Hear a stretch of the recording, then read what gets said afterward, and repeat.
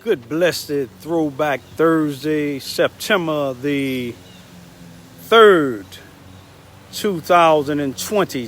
2020, time of the change, time for the vision, time for people to wake up. Time being 12:12 p.m., 12:12 noon. Time of the vision, y'all, time for change.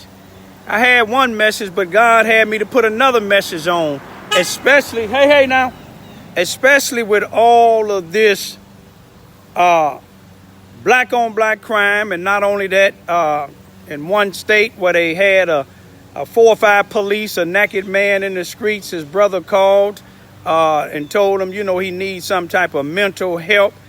And even though he was naked and spitting, they resorted to putting a bag over the man's head while he was handcuffed. And later he died, and the coroner declared his death as a homicide.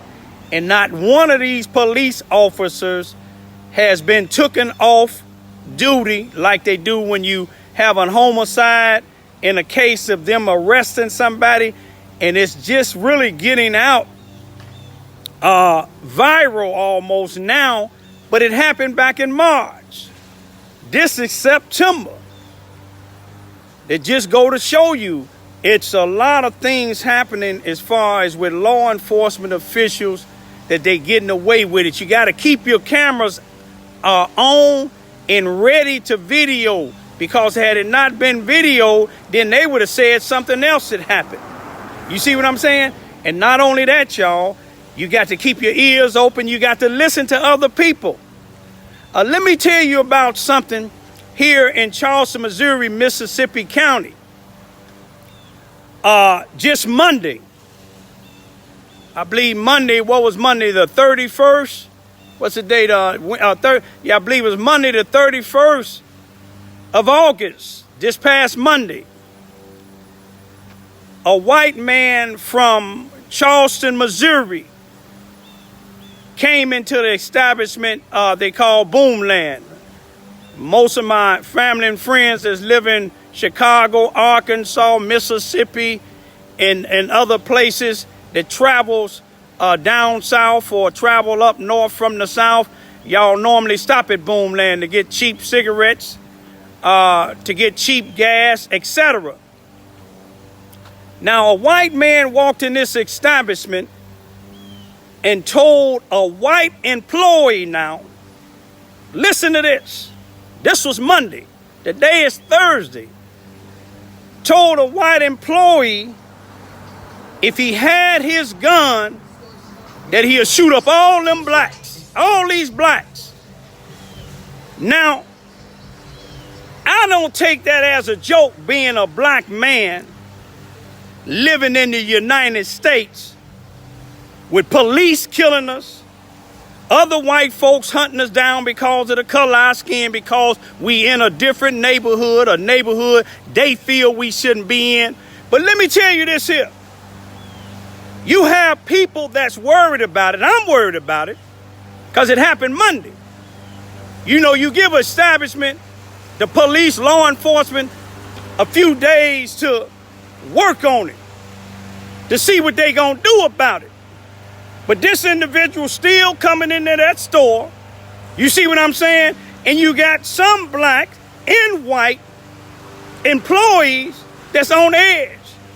You got some white and black that's not racist, that see a big problem with the fact that this white guy made that statement, and he's still coming in and out of that establishment.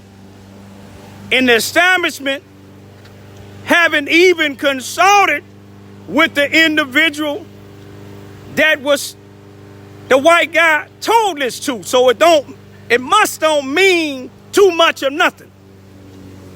But to black folks it do, to black folks that's not a part of a circle that don't care what happened to blacks.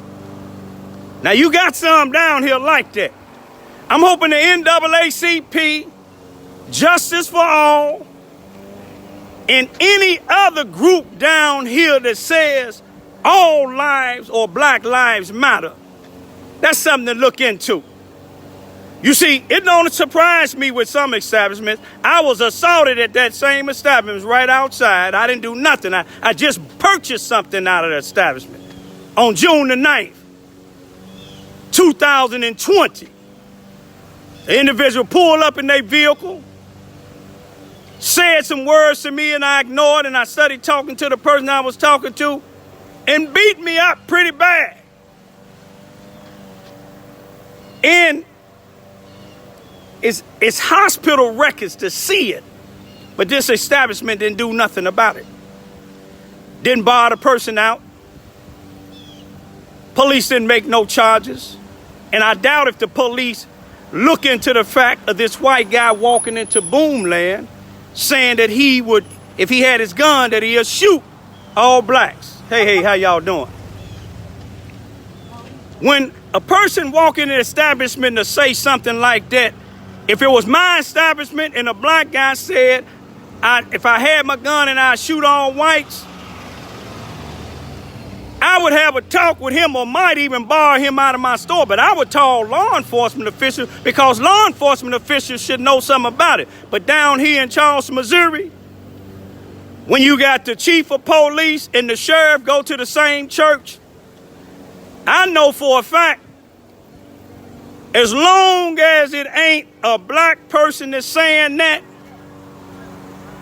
they ain't gonna see nothing wrong with it. You see what I'm saying?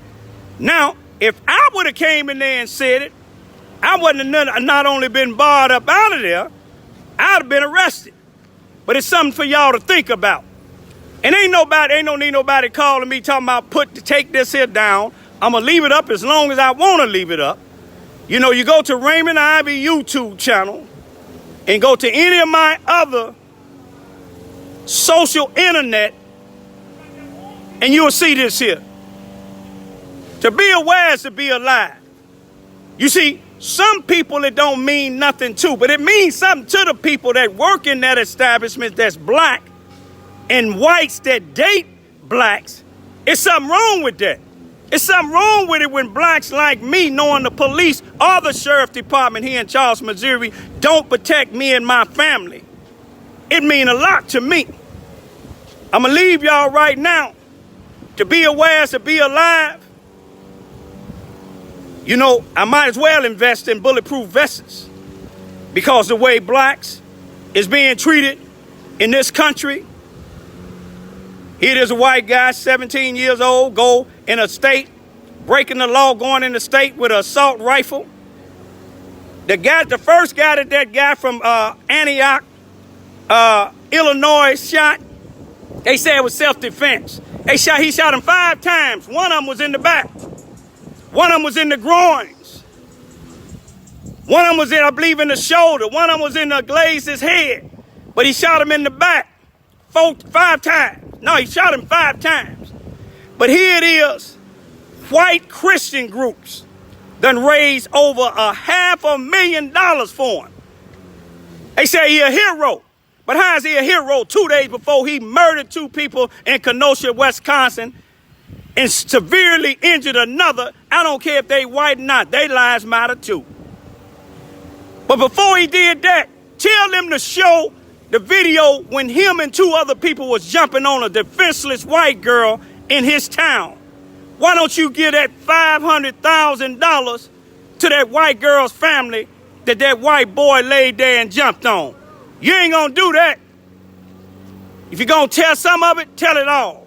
Peace be still.